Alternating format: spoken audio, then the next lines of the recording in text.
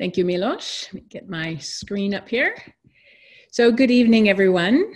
It has been a crazy year, but I'm really glad that Johnson & Johnson is continuing to invest in education. I know for many optometrists around the world, this year is going to have significant impact on our practices. So I think it's very important that while we have a moment, that we continue to take education whenever we can get it. So thank you to Johnson & Johnson for supporting this. So let me just get our slide here up.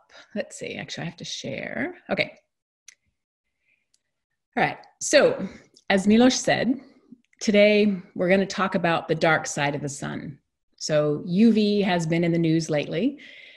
From the US perspective, not always in a scientific way, but it's here every day. And as we move into spring and summer, these conversations are very timely with our patients. I do want to let you know that I, as Milos said, spent 20 years with Johnson & Johnson. I'm now retired, but I am receiving compensation for this talk and do hold stock in the company. So we're going to talk about three things. And these are the three things that I want to make sure at the end of this presentation that you are willing and able to speak to your patients about. The three things are: start the conversation early. Remember that it's never too late to start, and we need to do everything we can. And these three things relate to how we talk to our patients and also the messages that we want our patients to hear. You can see on the right-hand side of the screen the Show Me icon. One of the things I'm going to try to do is to show you some demonstrations that I use when I'm talking to my patients, because UV is invisible. We can't see it in the sky. And a lot of the damage that it causes is invisible to our patients until it's too late. So I think it's important to be able to show them what's really happening. We know that UV can damage every structure of the eye. If we start at the surface, we see changes in the conjunctiva like pinguecula. We see changes of the cornea, although usually acute, photokeratitis. Changes that affect both the cornea and the conjunctiva like pterygium, cataract, at least two kinds, cortical and nuclear sclerotic. And we also know that there are changes in the retina that are related to what we see in macular degeneration that can be tied to UV exposure. So effectively, there is no benefit of UV to the eye at all. You may have heard about some research around myopia control, and while we know that daylight, being outside, it has a protective effect, there's really no strong evidence that UV is necessary for that. So let's just wrap up the concept that UV is not good for the eye. Vitamin D synthesis happens through the skin, so that's really nothing to do with the eye either. How the damage happens is through damage to DNA. So you have point mutations of the DNA where little strands are kind of snipped, and the DNA structure actually bulges. And so you have cell death, it generates free radicals, and these are the changes that really interact with cellular mechanisms to cause the damage. One good example is with pterygium. What we know is that at the limbus, there's usually a nice gate that when the cells differentiate, stem cells differentiate, the conjunctival cells turn left, the corneal cells turn right. And that gate, that barrier is there to keep the two from mixing. What we see with UV damage to the limbus is that UV goes into the DNA, it turns off a tumor suppression gene, and that basically opens the gate and lets those conjunctival cells move into the cornea where they don't belong. So that's a very good example of what this DNA damage does in the human eye. If we start at the beginning, the front of the eye, we know that the surface changes related to UV start happening very, very early. So this is the top two pictures here on the left are a young child, an 11-year-old girl, and you can see her ocular surface looks beautiful. It's nice and white, it's very shiny, and you don't really see any damage. If we illuminate that surface with a UV light source, and it really helps if you have filters also to block out things you don't want to see, you can start seeing these little areas of fluorescence. And those areas of fluorescence are telling us that there's some tissue damage, even in this young girl. This is work done by Uy in Australia. And if you look at the chart on the right, you can see the time course of these changes. In the 3 to 8 year old group, this was a small study, but in the 3 to 8 year old group, they didn't see any changes. When you looked at the 9 to 11, they saw them in somewhere between a quarter and a third of the patients. And when you looked in the 12 to 15, so the teenage group, the changes were evident in 80% of the patients or the subjects. So we know ocular surface is being affected by UV light at a very early age. So here's our show me icon. So one of the things I like to do is to see if I can find a way to actually illustrate what's happening. So if you happen to have a Burton lamp, which not everyone does anymore, but if you're fitting rigid lenses or sclerals, you may have one. Some of them have 2 blue tubes. Some of them also have white tubes. The nice thing about them is they do have the magnifying glass, so you can get a little bit better effect. But if you don't have a UV light, a Burton lamp, or sometimes they're also called a Woods lamp, you can use a fairly inexpensive version you can get from Amazon. And with these this is a model I really like because it has both the UV tube and it also has a pen torch at the end. So you can use the pen torch or you can use the UV light. And what I do is I remove the plastic cover because plastic does filter UV to some degree, and you'll get a better response if you take the filter off, so the plastic off. So if you use this and illuminate the ocular surface, you can actually see some of these changes. If you have someone who has pinguecula or pterygium, that's a nice place to start because you'll definitely see fluorescence around the edges of pterygium and pinguecula. But you can illuminate your patient's eye and just snap a picture with your iPhone and you can show them that you're already starting to see damage. So this is our first show me opportunity to say that damage is actually happening at the surface of the eye.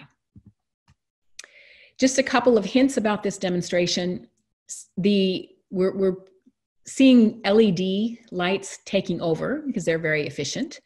The LED lights are not good for a lot of these demonstrations because they're not pure UV emitters. They also emit a lot in the blue light and they really wash out some of the effects we're trying to see.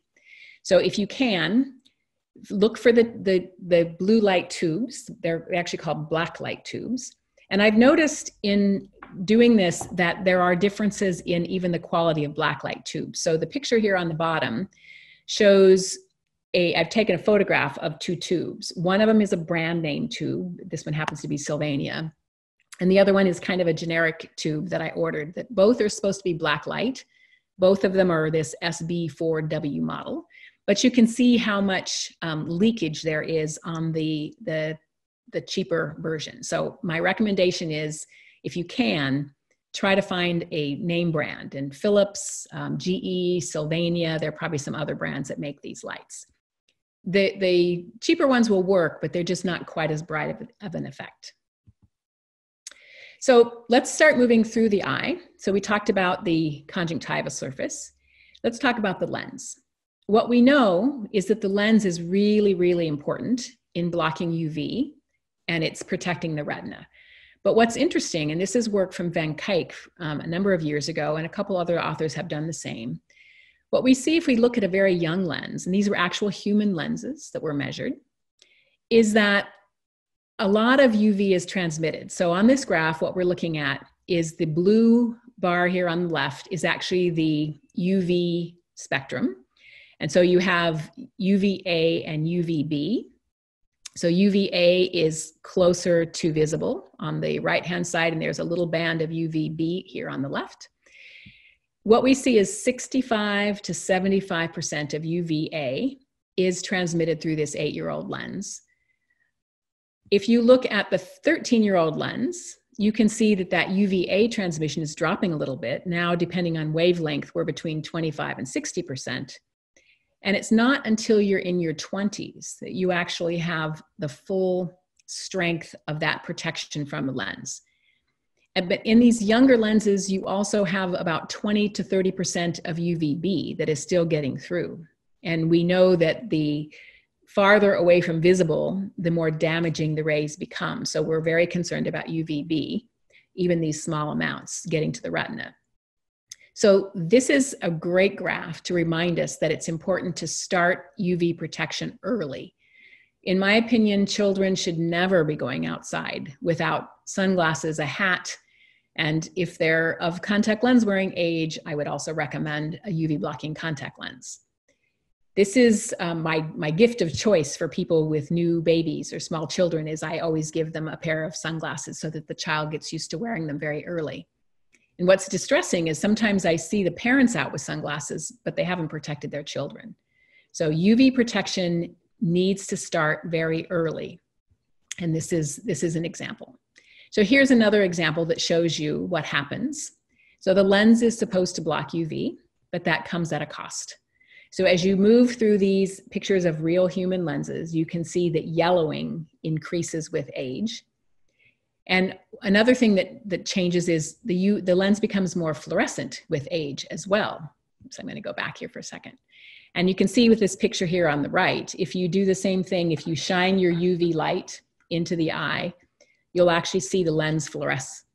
And it takes a bit of practice to know what's normal, but that's another thing that you can share with your patient is just that because the lens is fluorescing in response to stimulation with the UV light, tells you that there is a reaction going on in the lens. The natural autofluorescence increases with age. Also, if you have a diabetic patient, you'll see a lot more fluorescence.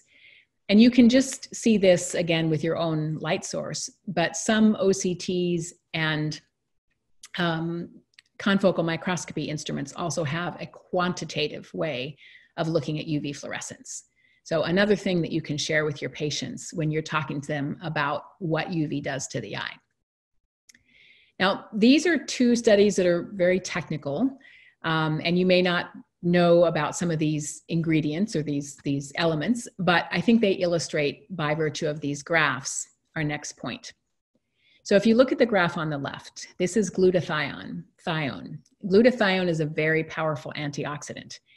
And you can see age goes across the bottom and the amount of glutathione is going up on the y-axis.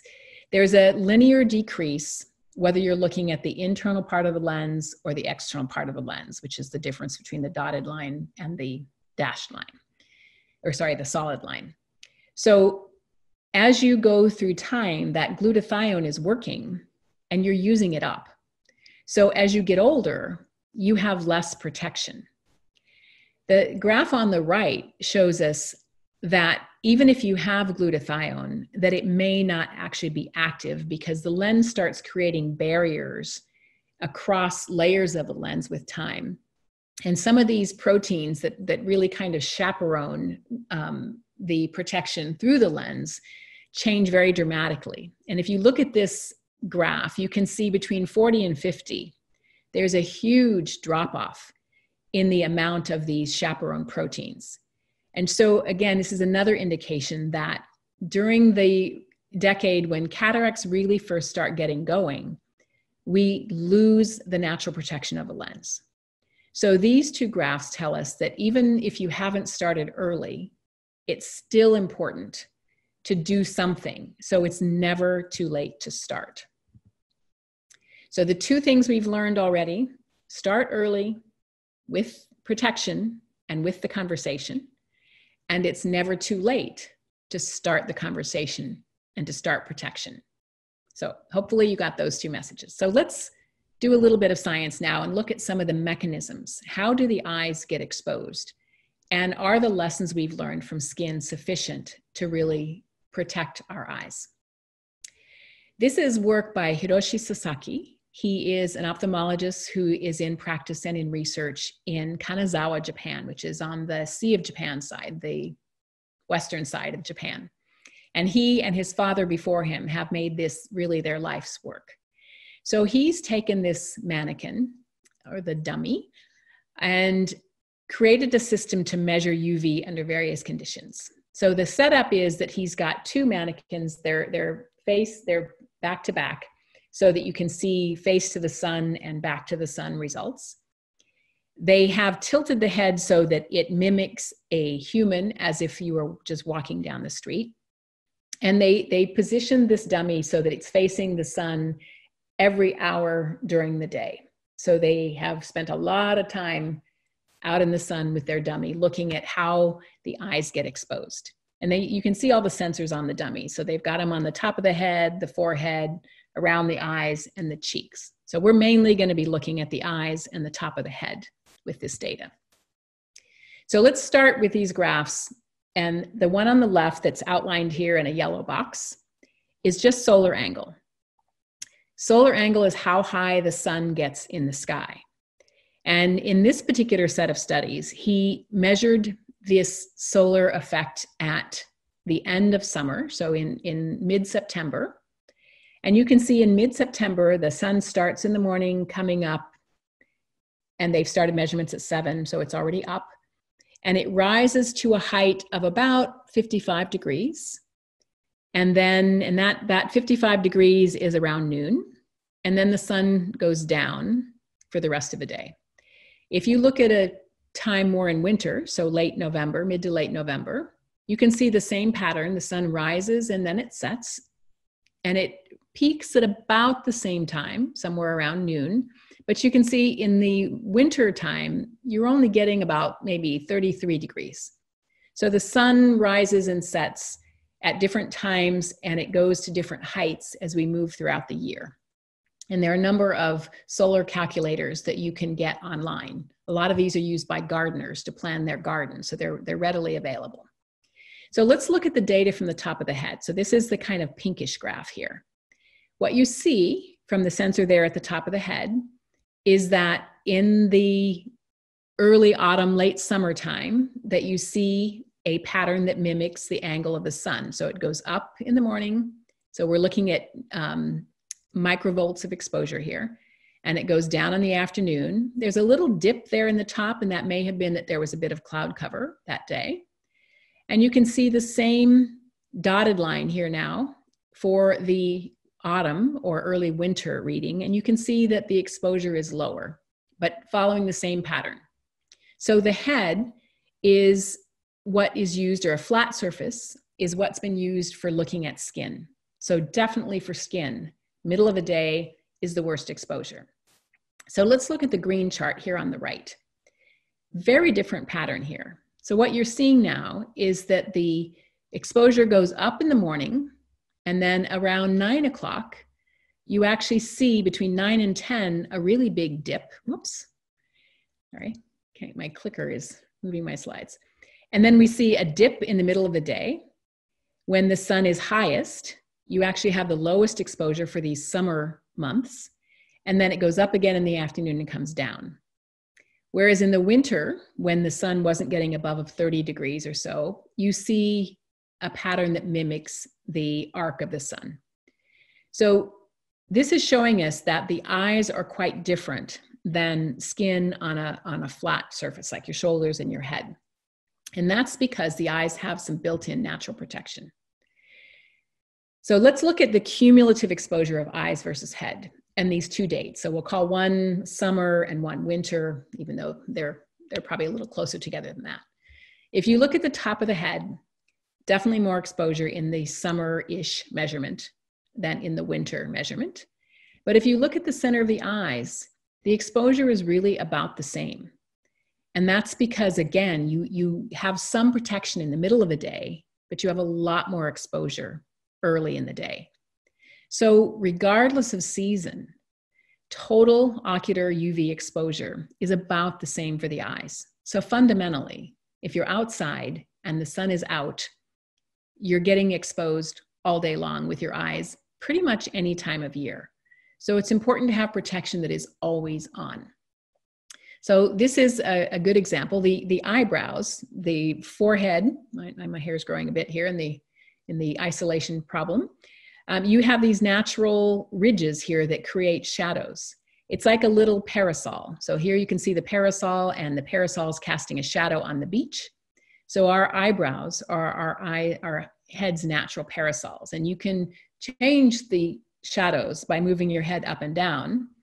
And you can also do a demonstration with natural light. So if you move the light up, you can create a shadow in the eyes. And then as you move the light down, you can create illumination on the eyes.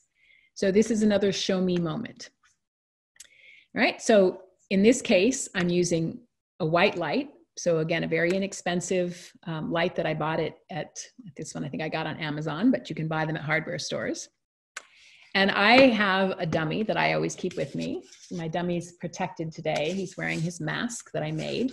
So this is my other hobby, sewing.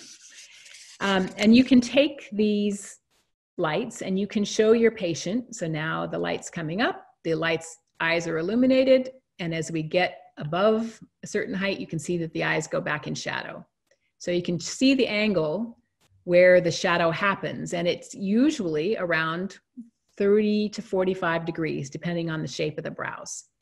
So you can see the pictures there on the right-hand side. This was my entertainment, taking all these photos with my dummy at my home. So these dummies are very inexpensive. They're styrofoam. You can see that this one's a little dented because he's traveled around a lot with me, but they're not expensive. They're usually made for holding wigs, and the combination of the dummy with the light makes a great demonstration for this solar angle exercise.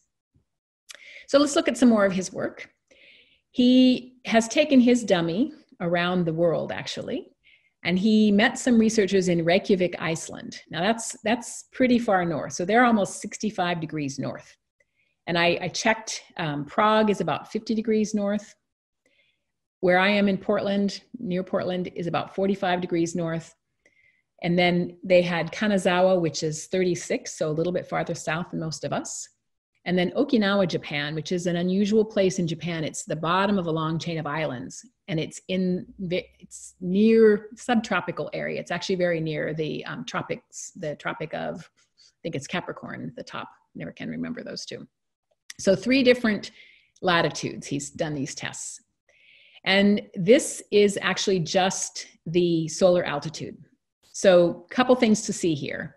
He did them on different dates because obviously he couldn't be in multiple places at the same time. So what you see is the blue line here is Kanazawa, so the middle latitude. And you can see that the sun in this July day got up to somewhere probably close to 75 degrees, 70, 75 degrees in the sky. And the peak was about noon. If you look at Okinawa, way down south, again in a July date, a little bit later, you can see that the same shape happens. It goes way up.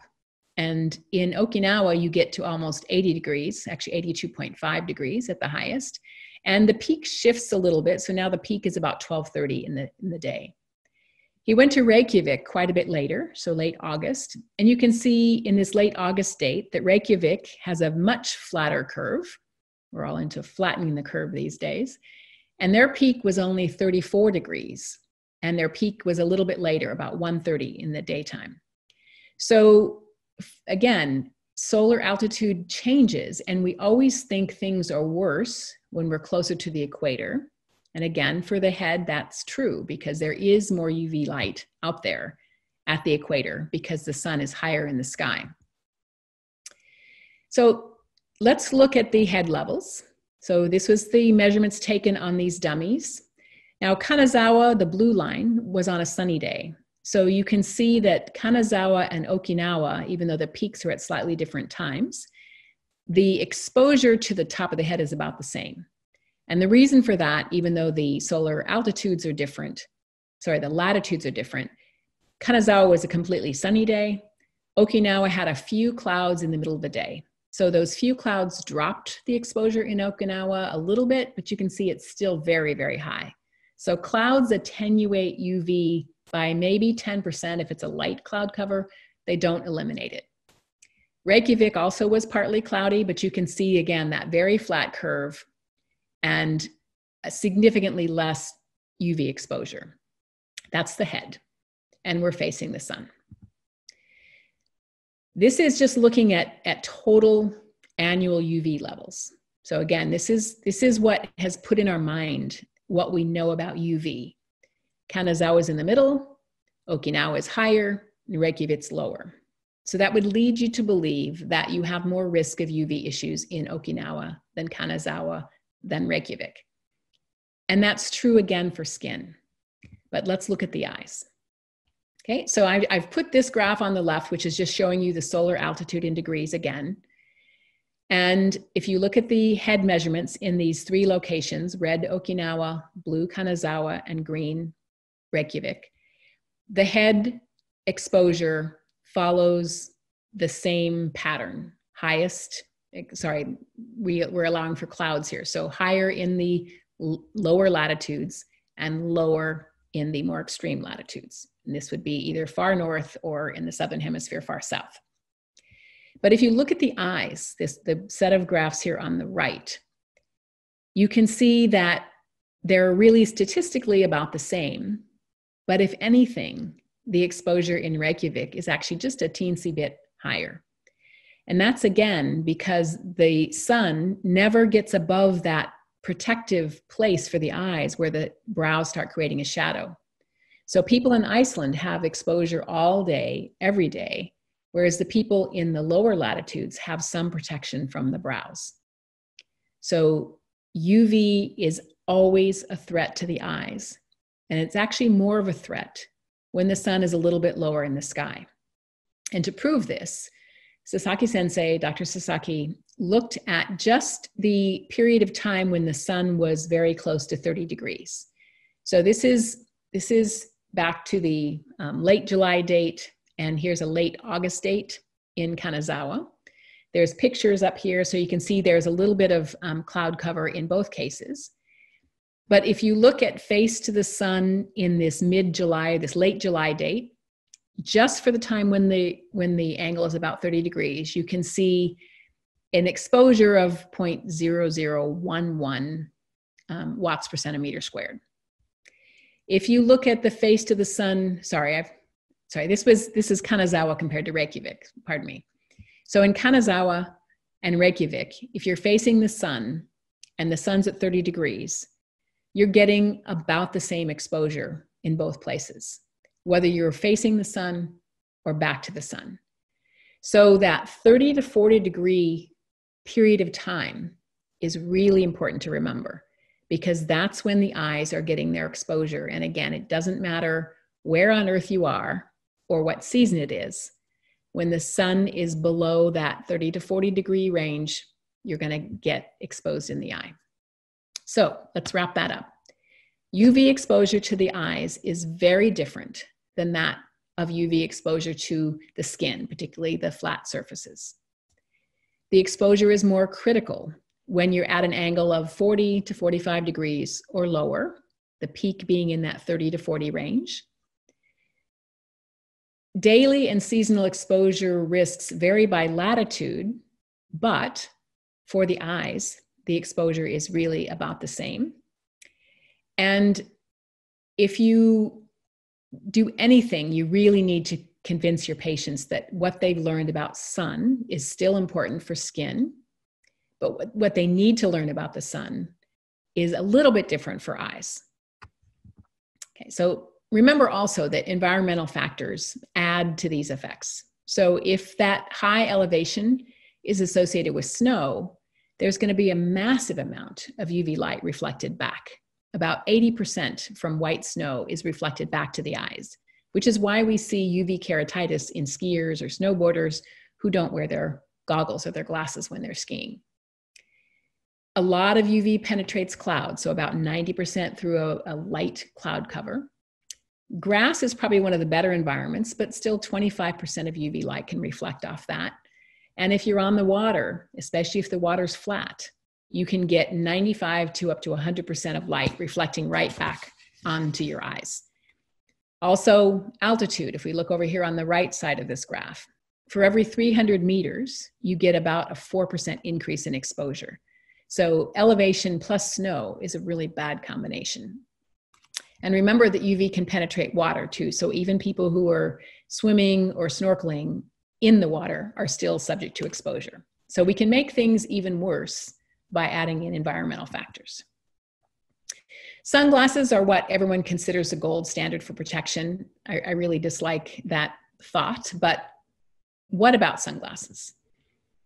This was a fun study where 2 researchers got to go to Hawaii for a long time and study people and their sunglass wearing behavior. Obviously, they can't tell if they're wearing contact lenses, but they went to beaches, parks, and pools, and they observed what adults and children were doing for sun protection in this paradise of Honolulu, Hawaii.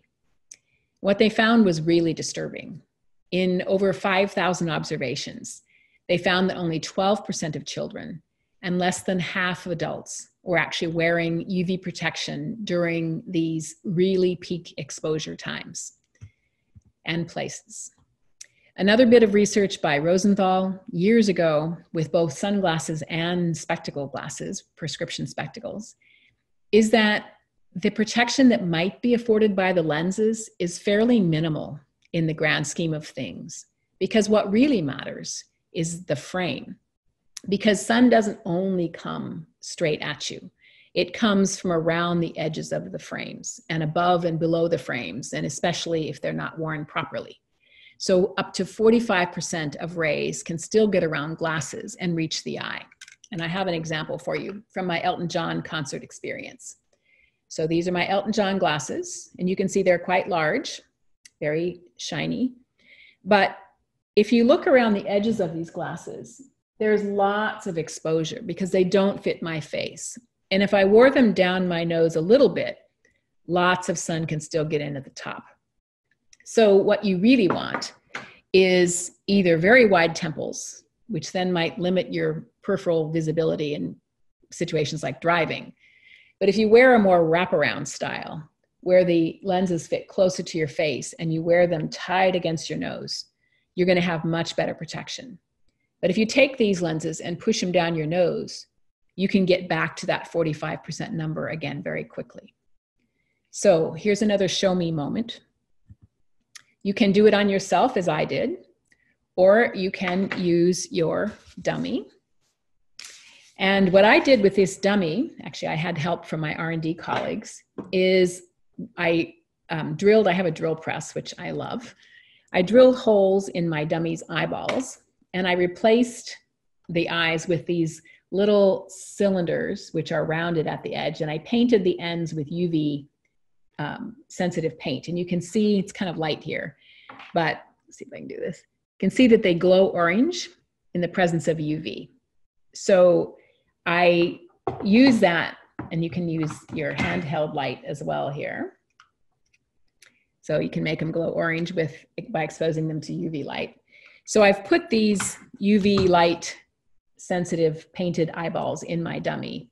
And you can see in these pictures how I use the dummy. So the same thing, you've got your dummy with its UV sensitive eyeballs, your Burton lamp or your UV light that you've purchased more inexpensively. And this was a pair of sunglasses here on the left with my dummy that I loved for driving because they weren't very dark and they were polarized.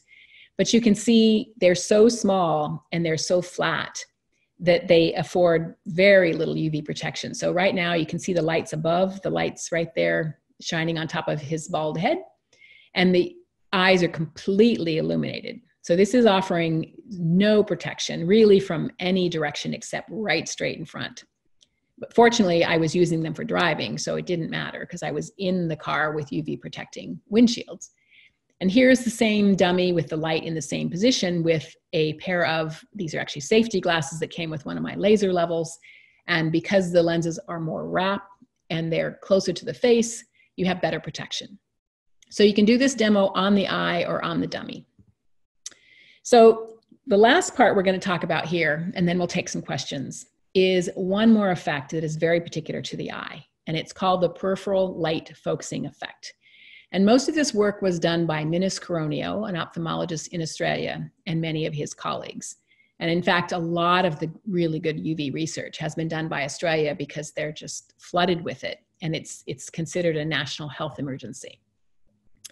So what the peripheral light focusing effect is when light comes in from the side, it's actually focused by the optics of the cornea. And the research that Coronio did showed that the radiation actually is 22 times stronger at the nasal limbus. And they developed an eye model that was optically correct in terms of the focusing effect, the refractive index, the curvature, and this is where they got this data from a laboratory measurement. At the nasal lens, because some of the light slips behind the iris, they had radiation that was about 8 times stronger. And so this explains why we tend to see more pterygium and cortical cataract in the nasal quadrant. Almost always, they'll first appear nasally and usually inferiorly. And so if you look at this little graph here in this box up in the top right, if light comes in straight, it's just going straight back to the retina.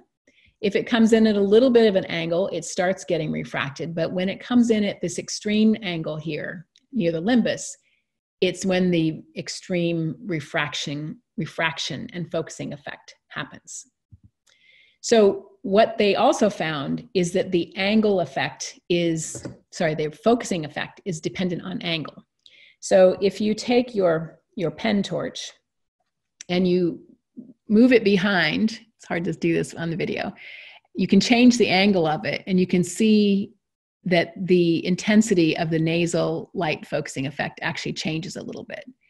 So it's easier to do with a transilluminator, which I don't have at home at the moment, but what they did is they varied the angle, and you can see the black line is the cornea by itself, so nothing on the cornea. And there it looks like the effect peaks at about an entry angle of 115 degrees, so slightly behind the midplane. If you put a non-UV blocking contact lens on, the optics of the contact lens affect that focusing, so it shifts it out, and now the most acute angle is about 120 degrees. But if you put a UV blocking contact lens on, and this was a class 2, so the lower level of blocking, you mitigate the effect almost completely. So this is the first research that got me excited about the opportunity for UV blocking contact lenses, because it's really the only thing that can block this peripheral effect. And you can demonstrate this to your patient, again, using a pen light, pen torch, or a transilluminator. The picture on the right is actually my eye with my little pen torch here. I took the photograph of myself. And you can see I have a very strong peripheral light focusing effect. If I'm just standing near a window, in fact, you might be able to see it even here, the effect is very obvious on me. And that's because I have very steep corneas. And so there is an effect of corneal curvature that can make it even worse for people who have steep corneas. But it's really important, because this peripheral light focusing effect probably is one of the most relevant sources of exposure for eyes, and it intensifies the effect of the UV light that's around us. So here is the dummy that Coronio and his colleagues used. They also got to travel around, but he only got to travel around Australia. And he went to the university on a grassy surface. He went to the Blue Mountains, which is where this picture is taken. And he went to the beach. Cronulla is a beach in southern Sydney. And what they found is that the exposure is highest at the beach because you have sand and water reflecting. The exposure was lowest in the mountains because even though you had a little bit of altitude, you had lots of green around, and again, very low exposure at the university at sea level on the grass. So they looked at environmental effects, but more importantly, they looked at the effect of wearing a pair of glasses. And this was an aviator style. You can see the picture down here at the bottom with almost no temples, thin temples. So here, if you wear those aviator style glasses, you attenuate that peripheral light focusing effect, not at all. So all the light that is going to get through gets through with these cool looking but not effective sunglasses. If you wear a non-UV blocking contact lens, usually most lenses have a slight tint to them, and they also have optics to them. So they attenuated the light minimally, but for all intents and purposes, not effective. And if you wear UV blocking, again, soft lenses, they have to cover the limbus, either a large diameter rigid or a soft lens, you attenuated the effect by an order of magnitude. So UV blocking contact lenses are effective in managing the peripheral light focusing effect. So this is a conclusion. Really, the only reliable way to block the peripheral light focusing effect is with a large diameter UV blocking contact lens.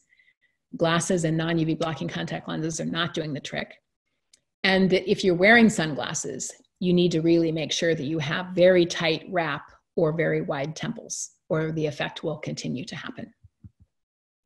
Sasaki sensei did some similar work. In this case, he was looking at protecting the face and the eyes. And so for these studies, he did it when the sun was very high. So the sun is 50 degrees, so well above the place where your brows are shading you.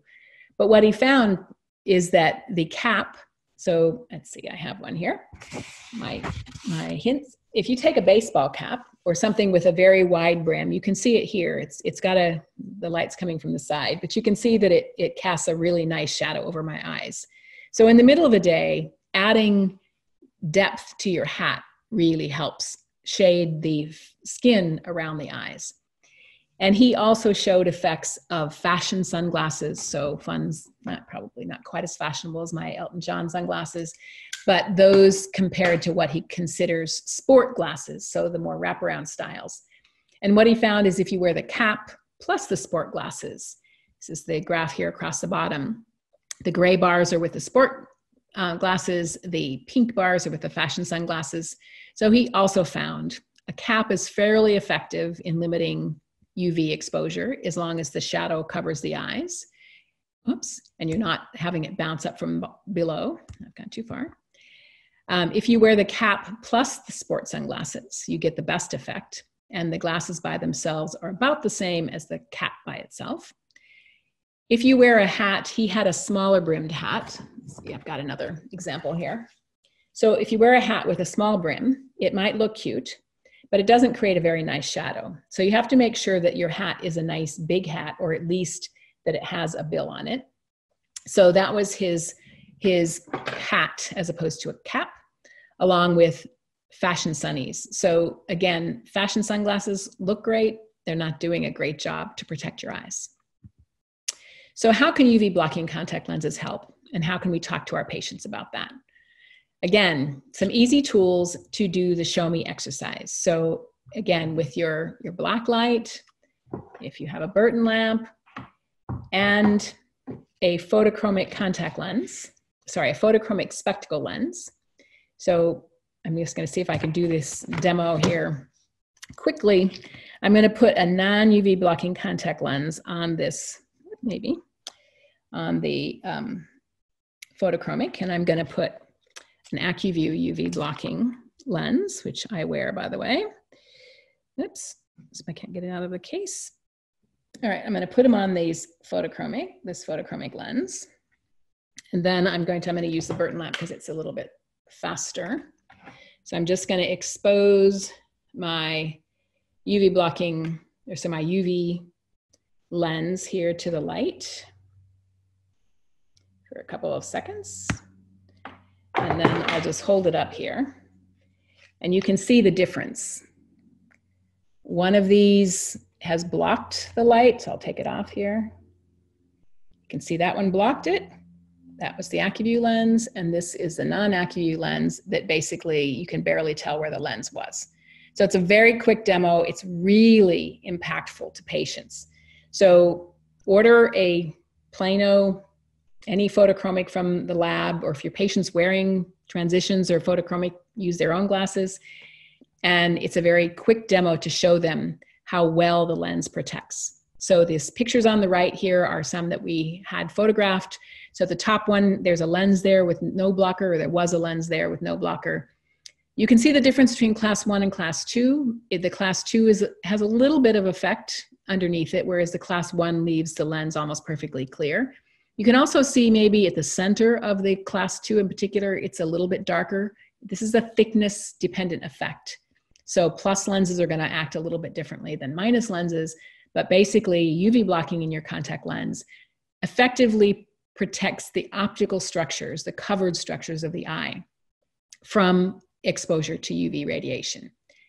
The other thing you can do is to use, again, your Burton lamp or your other lamp, and you can autofluoresce their lens. I actually have AccuView lenses on, so I will have blocking.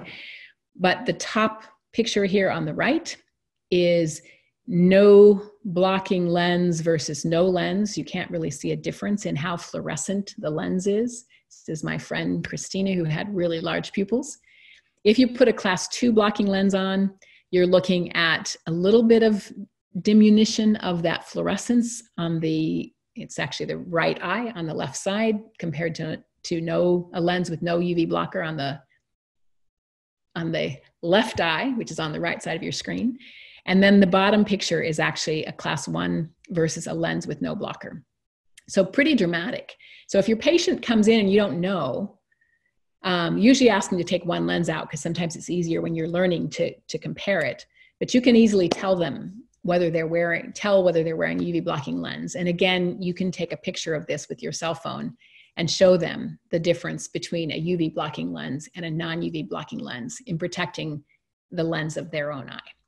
It's a really great demo. So in summary, UV blocking contact lens provides that first important layer of what I'm calling always on, because most people put their lenses on in the morning and they don't take them off till they come in. So incidental exposure is covered with contact lenses. Class 1 lenses block more than 90% of UVA and more than 99%, virtually 100% of UVB. And class 2 are required to block at least 50%. Realistically, most of them are up in the 80% range, and more than 95% of UVB. I'm really pleased to say that even though Johnson & Johnson has been the one company committed to UV blocking for 30 years, other companies are starting to see the light, and more companies are introducing UV blocking lens, which tells you something. I like to say that AccuView has UV in the middle, and that's how you remember that AccuView are the lenses that always will block UV. You need a large diameter lens. So now that we're fitting sclerals, if those sclerals have UV blocking, and not all do, you can get that same protection from the peripheral light focusing effect and protect the entire cornea. But always supplement contact lenses with other protection. Sunglasses, that wide-brimmed hat or cap, sunscreen for your facial tissues, and advice to seek shade. Being out in the sun is really not good for most of your body. And experts have now said that for vitamin D, you're probably better taking a supplement than you are risking sun cancer for being outside. So this is the last lesson in do as much as you can. Every layer of the eye needs to be protected. And just like with skin, protecting by multiple measures, multiple layers, and multiple behaviors is better. So start early. It's never too late to start. Do everything you can. And I'm just going to run through, I know we're way short of time for questions, but I'm going to leave you 3 questions that I ask my patients. What are you doing for protection of your eye? And you can use these demos to show them that why they need to. Ask them to put their sunglasses on, and you'll see whether they have them and whether they're being effective. And then talk to them about UV blocking contact lenses. So thank you. I'm going to put up the legal disclaimers, and I apologize, I've gone too long, but let's see if we can take some questions here. I'll stop sharing my screen and we'll get back to questions.